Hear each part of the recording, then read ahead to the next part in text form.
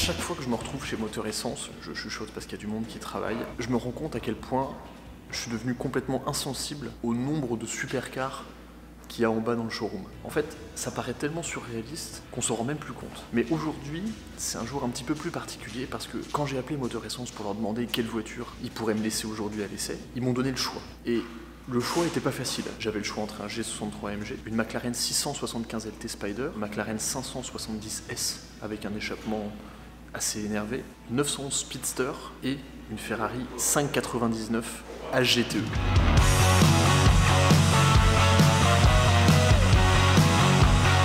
Je l'admets, évidemment, il y a des choix plus difficiles dans la vie que d'avoir à se décider entre 5 différentes supercars, savoir laquelle je vais filmer. Bon, voilà, j'ai passé une bonne journée hier en sachant ça, mais mine de rien, le choix a été plutôt difficile parce que, d'une part, j'avais envie de vous faire plaisir et d'essayer de vous filmer une voiture que vous n'avez pas forcément déjà vue. Là, on est vraiment dans l'univers de la supercar, comme ça contraste parfaitement avec la 106 Rally et l'Audi TTS que j'ai essayé il y a pas longtemps, mais j'ai eu une vraie difficulté à choisir entre 3 voitures. La 675 LT, qui est la voiture qui est derrière moi, sauf que la 675 LT, je vais en essayer une dans pas longtemps. Du coup, ça c'est éliminé. Le deuxième choix très difficile, c'était ça.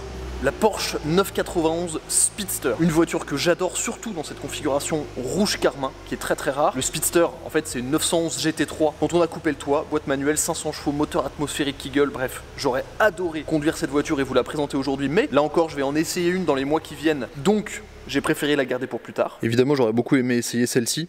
Le problème, c'est que je pense qu'en termes de taille, on va avoir un souci. J'aurais adoré vous présenter cette voiture, c'est une Mustang Shelby GT350, malheureusement c'est un dépôt-vente. Ça un jour je vous en présenterai une, en bonne et due forme avec une belle vidéo bien ficelée comme j'aime vous les faire, mais alors ça me fait rêver. Pourtant c'est pas trop mon style de caisse, mais gros V8 Atmo, boîte manuelle, un look hyper agressif, un son démoniaque, bref, ça me fait vraiment rêver. J'en essaierai une un jour. D'ailleurs, en parlant de McLaren, je sais pas combien de McLaren moteur essence ont en ce moment. 675 LT Spider, 675 LT coupé, 600 LT, 675 LT coupé, Senna, 765 LT Spider, 720S, 570S, puis je l'avais pas vu mais il y a encore une 570 GT là. Mais du coup le choix final ne s'est ni porté sur une Porsche ni sur une McLaren, même si j'avais vraiment le choix. Le choix final s'est porté sur une voiture qui possède un V12, un look incroyable et surtout un cheval cabré sur le volant.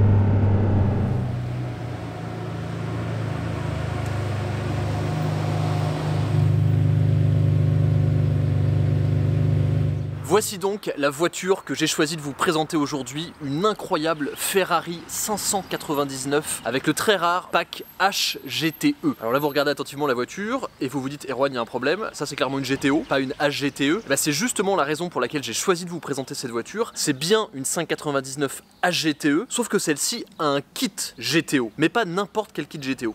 Je vous explique. L'histoire de cette fausse GTO remonte au moment où le propriétaire qui a commandé cette voiture chez Ferrari, en fait à l'origine voulait une GTO. Sauf que pour des raisons que je ne connais pas, il n'a pas pu en avoir et donc il a demandé à la carrosserie Zanassi de lui faire un kit de GTO. Alors d'habitude je suis pas hyper fan de ce genre de tuning, sauf que là c'est quand même très particulier parce que Zanassi c'est pas n'importe quel carrossier, c'est le carrossier qui est situé juste en face de l'usine Maranello en Italie. L'usine Maranello donc où sont produites les Ferrari. C'est pas un carrossier officiel mais c'est comme si c'était un peu voilà la Rolls des carrossiers et c'est un carrossier qui travaille régulièrement avec Ferrari pour des commandes très spéciales, par exemple des kits comme celui-ci ou même parfois des bandes spécifiques sur la peinture, voilà. Donc Ferrari a réellement l'habitude de travailler fait avec ce carrossier. C'est pour ça qu'on peut presque dire que c'est un kit officiel. Pas complètement, mais quand même. La base est donc une Ferrari 599 HGTE. Je vais développer ce que c'est que le pack HGTE tout à l'heure, mais donc avec le kit de la GTO. On a donc les pare-chocs avant, le capot nervuré, les jantes, les bas de caisse avec les petites ouvertures ici, et le pare-choc arrière avec ce diffuseur qui est beaucoup plus agressif que d'origine.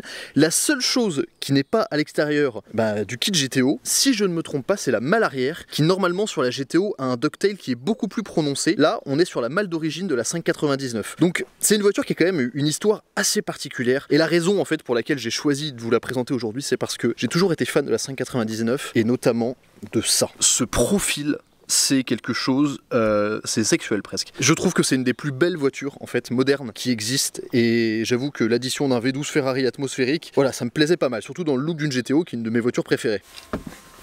Il faut savoir que le kit en lui-même coûtait 35 000 € hors taxe, soit 50 000 € TTC, mais le propriétaire en fait s'est pas arrêté là pour se faire la 599 de ses rêves. Il a aussi apporté énormément de personnalisation à l'intérieur. Alors, autant le dire, la configuration restera au goût de chacun. J'en suis personnellement pas fan. Par contre, j'apprécie énormément de voir voilà, des propriétaires qui se font plaisir comme ça et qui configurent leur voiture exactement comme ils le veulent. On se retrouve donc dans l'univers Ferrari avec ce grand volant avec seulement 2 boutons, le engine start à gauche et le petit manettino à droite, les compteurs jaunes, les LED ici, beaucoup de détails jaunes à l'intérieur de la voiture, c'est très particulier comme configuration, des surpiqûres partout, de la bande en alcantara jaune sur le côté des sièges qui sont incroyables. Vous le voyez ici, les sièges sont embossés avec la signature, j'imagine que c'est du propriétaire, mais voilà, donc ça a été fait par les ateliers Ferrari. Le toit en alcantara jaune, il y a du carbone partout dans les portes de l'alcantara, vraiment la configuration est exceptionnelle. Qu'on l'aime ou pas, c'est vraiment... waouh, genre c'est un peu, enfin c'est vraiment impressionnant en fait, je sais pas comment le dire autrement, mais c'est vraiment très particulier. On a même des détails, le mec est allé chercher loin, comme les lanières de coffre à l'arrière là, qui sont en alcantara jaune, le même alcantara jaune qu'on retrouve sur le bord des sièges. Les sièges ils sont tout en carbone derrière, c'est une baignoire de cuir, d'alcantara et de carbone, c'est vraiment très particulier. Alors je crois pas que ce petit écran soit d'origine, mais c'est bien parce qu'on a une caméra de recul, et vu le gabarit de la voiture, ça sert. Mais maintenant, ce qui m'intéresse, c'est d'aller voir ce que ça donne en termes de conduite. Parce que la 599, c'est toujours une voiture, moi, que j'ai un peu idolâtrée par la ligne, par le côté un peu dangereux, un peu bestial, et encore un peu à l'ancienne par rapport à la F12 que j'ai déjà essayé. Ça va être intéressant de pouvoir faire la comparaison. Et accessoirement, si vous vous demandez toujours pourquoi est-ce que j'ai pas choisi le Speedster, qui aurait été plus pur, ou la 675 LT Spider, parce que c'est tellement rare de se retrouver au volant de Ferrari, qu'à chaque fois que je peux le faire, je saisis l'opportunité. Et là, j'avoue qu'un vendredi après-midi, dans une Ferrari 599 avec un kit aussi extraordinaire que celle-ci, bon, je passe une bonne journée. Et merci à Moteur Essence comme à chaque fois pour leur confiance. C'est parti.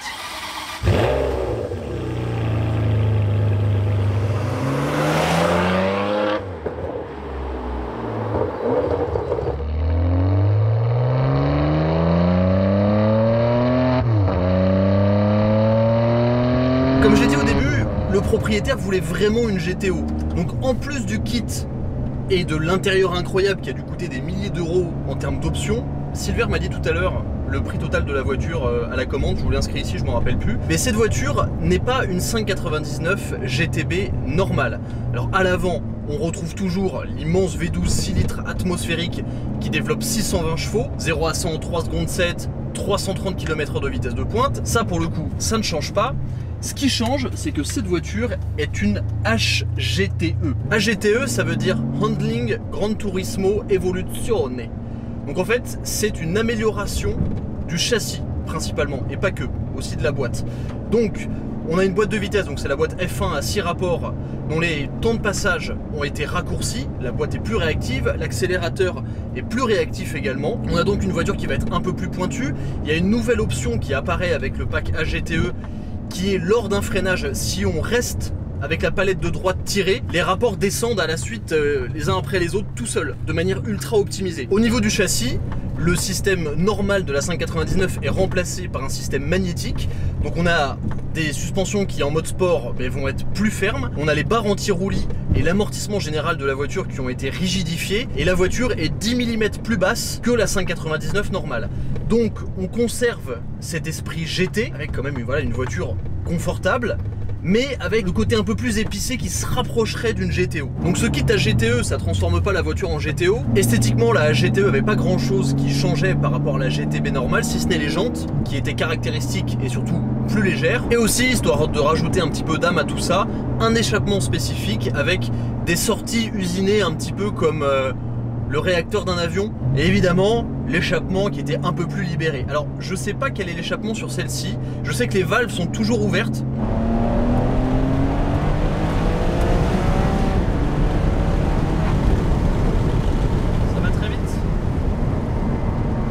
C'est marrant parce que ça fait pas beaucoup de bruit.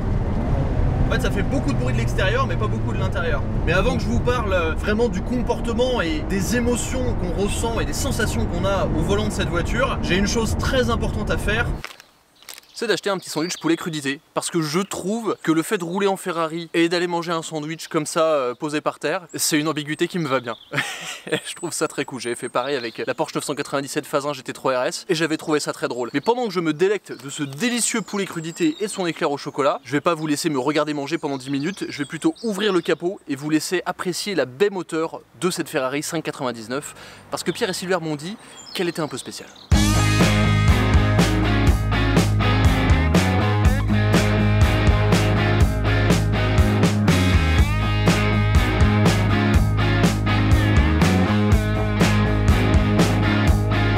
L'éclair au chocolat et le sandwich étaient délicieux. Je suis juste un peu énervé contre la personne de la boulangerie. J'avais demandé de l'eau plate, elle m'a mis de l'eau pétillante. Donc je vais avoir des gaz comme je parle énormément. En plus il commence à faire super chaud et il n'y a pas d'endroit pour mettre sa bouteille dans une 5,99. Si, là-bas.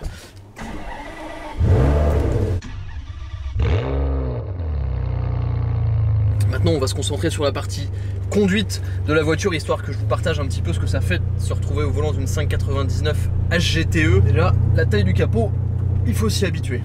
Alors je commence cet essai sur le mode le plus normal, on va dire. Donc je suis en mode automatique. Voilà, on sent déjà que c'est un petit peu lent au passage de rapport. Et je me trouve dans le mode, on va dire intermédiaire, le mode normal. On a neige et pluie, intermédiaire, sport, race et CST off. CST off, c'est le mode que je vais pas toucher aujourd'hui parce que pour des raisons évidentes en fait, parce que j'ai envie de ramener la voiture en un seul morceau. Les premières impressions au volant de la voiture, c'est que déjà l'habitacle est très spacieux. Franchement, je suis bien à l'aise. Les sièges sont réglables dans 800 000 positions, ils sont chauffants, je peux régler la façon dont ils me tiennent là sur les côtés. On a une belle sono Bose qui fait une super sonorité, j'ai pu l'essayer un petit peu, même si avec le V12, forcément, elle va vite être coupée, la sono Bose. Mais voilà, c'est une voiture qui se conduit immédiatement très tranquillement, il faut juste être au courant du gabarit. On a quand même un nez très très long. Je m'en suis rendu compte lorsque j'ai ouvert le capot. Le capot, il fait, c'est l'équivalent d'un plongeoir en fait. Mais là, vous voyez, je suis déjà en 4ème. 2000 tours minute, la voiture a beaucoup de couple, ça se conduit très très tranquillement. On sent qu'il y a un peu de bruit parce que forcément on a du 305 mm à l'arrière. C'est pas du tout inconfortable, la voiture filtre étonnamment bien la route. On sent ce qui se passe sous la route, mais c'est vraiment confort quoi. Ça se conduit à une main, coude à la portière. C'est très surprenant, on retrouve vraiment cet aspect GT. On va se mettre en mode sport, donc là immédiatement, bon là je suis en première, mais je sens que déjà tout de suite c'est plus réactif à l'accélérateur. Alors en mode sport, ce qu'on veut faire, c'est toujours mieux, c'est d'appuyer sur le bouton auto et je vois marqué ici dans ce petit affichage digital F1 Sport. Donc ça veut dire qu'on a la boîte en sport. Je le rappelle, sur le pack HGTE, le temps de passage des vitesses a été raccourci. On entend un peu la sonorité. Vous allez voir que ce qui est surprenant avec cette voiture, même si celle-ci en particulier a les valves qui sont toujours ouvertes, c'est que de l'intérieur ça fait pas énormément de bruit. Alors de l'extérieur c'est une autre histoire.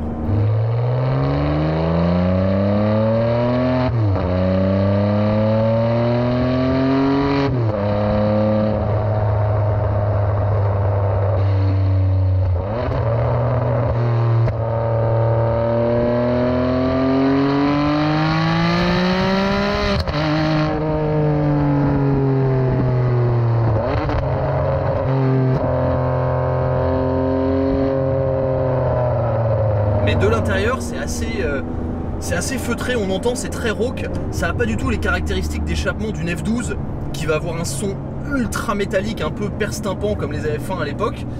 Là c'est plus rauque, c'est plus graveleux, c'est plus agressif un peu, c'est plus baroque.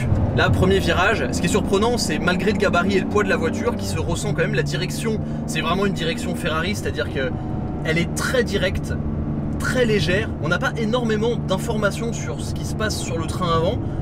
quand même beaucoup de poids, on a évidemment un immense V12 que je vous ai montré tout à l'heure, mais la voiture en fait est très directe, alors qu'immédiatement on sent que le châssis est assez souple. Donc c'est un peu surprenant, et à mon avis c'est pas très rassurant, notamment sous la pluie, où on a envie d'avoir une voiture qui soit plutôt douce. Là c'est pas rassurant, et le problème c'est un peu comme la F12, c'est qu'à haute vitesse, une voiture qui est aussi pointilleuse en termes de direction, si on n'est pas très doux avec la voiture, ça peut donner des à-coups, et ça peut faire peur.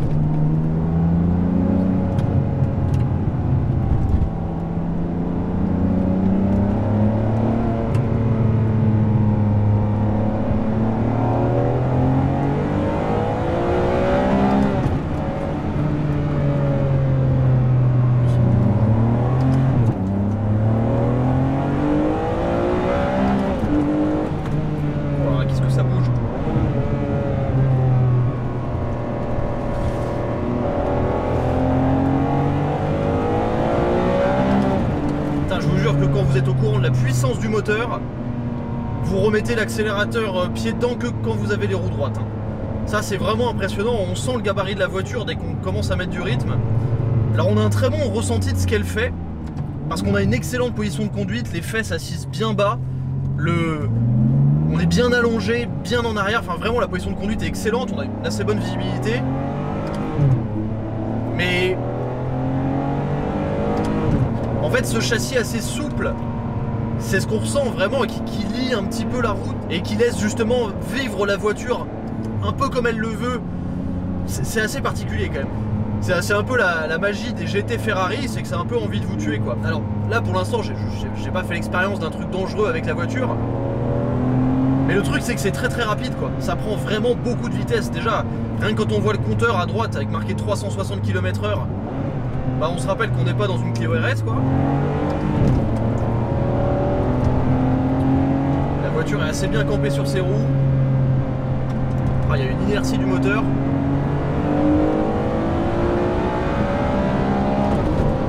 Oh la vache, qu'est-ce que ça marche. Et là au freinage, la voiture elle plante vraiment. Elle se pose sur ses suspensions, le châssis est souple. Le châssis est très souple et il y a vraiment... Oh là, qu'est-ce que ça marche. Et il y a vraiment une inertie dans le comportement de la voiture.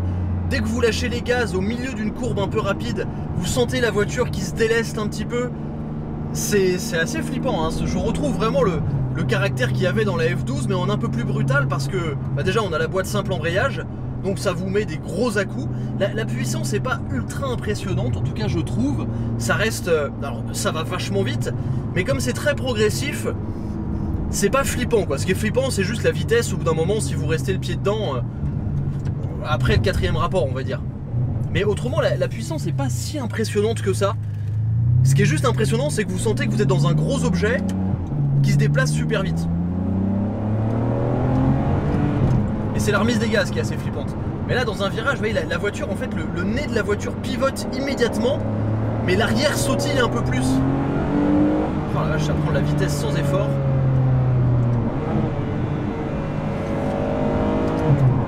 Oh là là. Je pense que ça se voit sur cette caméra, mais là pour voir, j'ai passé le rapport au milieu du virage et la voiture elle a fait...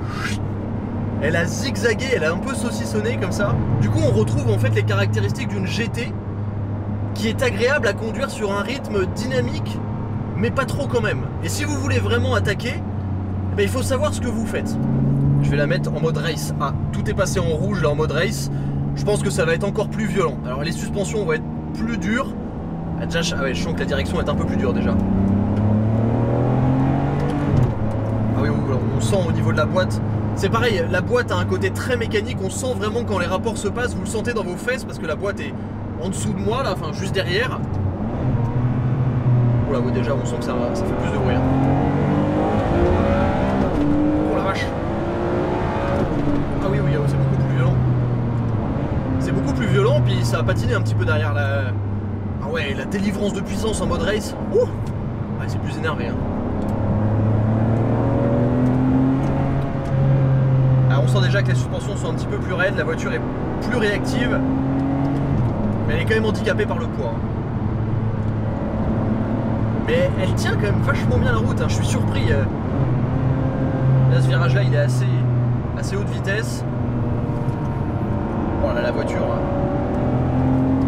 Ah là là, c'est vraiment particulier. On sent qu'il faut pas jouer avec. Là, je me mets pas du tout en danger, mais la voiture, vous voyez, quand je rentre, donc il y a le nez qui pivote instantanément à cause de cette direction qui est très précise. Et après, tout le reste de la voiture qui saucissonne un peu pour suivre. Et juste après, quand vous êtes au milieu du virage, en fait, le moteur est tellement sensible, l'accélérateur est tellement sensible que si vous modifiez un tout petit peu la pression que vous mettez sur l'accélérateur, la voiture, elle saucissonne. Si vous relâchez le pied, on sent l'avant qui va se charger, le frein moteur qui va se mettre en place et du coup l'arrière qui va se délester un petit peu. Si vous accélérez un tout petit peu plus, on sent l'avant qui devient légèrement plus flou parce que y a tout le couple qui lève le train avant et la voiture est un peu moins directionnelle. Mais on sent que ça saucissonne. Hein. C'est amusant parce qu'il y a une partie de moi qui est en train d'analyser cette voiture d'un point de vue châssis, etc. Vraiment, limite à la comparer à une McLaren. Et du coup, je me dis que c'est pas extraordinaire. Et il y a l'autre partie, la partie plus émotionnelle, où je me dis, c'est quand même vachement sexy comme voiture. Parce qu'on a un look qui est monumental. Je pense que ça va bien avec le nom Ferrari. Une présence sur la route qui est assez fantastique. Un comportement qui est un peu olé olé. Enfin, olé olé plutôt. Et du coup, en fait, la voiture, elle a vachement de charme. Le seul truc qui manque pour que ça soit vraiment jouissif, parce qu'on n'a pas envie de la conduire très très vite, en fait, c'est le son. Parce que le son, il n'est pas très présent. On n'a pas du tout cette note très haute et très chantante qu'on retrouve dans une F12 ou dans une F12 TDF ou dans une LaFerrari. Là, c'est beaucoup plus rauque, c'est comme une Enzo en fait. D'ailleurs, ce moteur est dérivé de la Enzo évidemment, mais c'est pas musical quoi. Et si c'était musical, ça serait extraordinaire parce que là, on pourrait cruiser coude à la portière, à passer les rapports à 5000. Mais là, du coup, on a un peu envie d'aller taper dedans pour aller chercher cette émotion mécanique. Sauf qu'en fait, même quand on tape dans les tours, on l'a pas tellement. On a quand même l'expérience Ferrari avec tout cet intérieur, le look, etc. Mais l'expérience du moteur est un peu surprenante et pas dans le bon sens, je trouve. Après, en termes de poussée, etc., il y a ce qu'il faut. Hein, ça... Là, c'est un peu une saucisse la voiture quand même.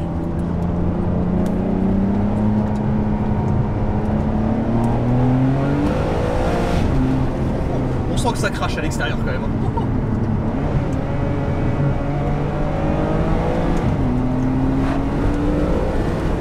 En fait, ça fait un son de fou à l'extérieur.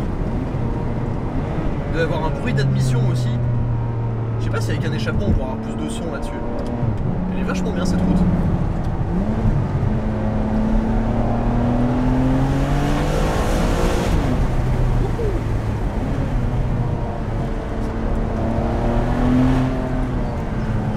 Oh là là, elle a tellement d'inertie la voiture. Ça c'est un tank.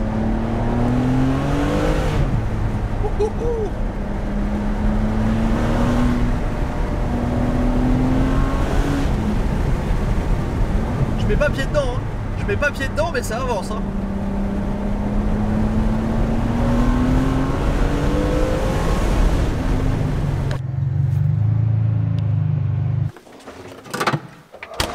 De retour au showroom de moteur essence pour faire une petite conclusion de cet essai de cette 599 HGTE. Alors, ce qui est surprenant en fait, c'est que lorsqu'on s'approche de la voiture, d'autant plus de celle-ci avec son kit GTO, c'est qu'on s'attend vraiment à avoir une expérience de conduite assez extrême. La réalité, c'est que la voiture est bel et bien une GT, et donc c'est assez souple.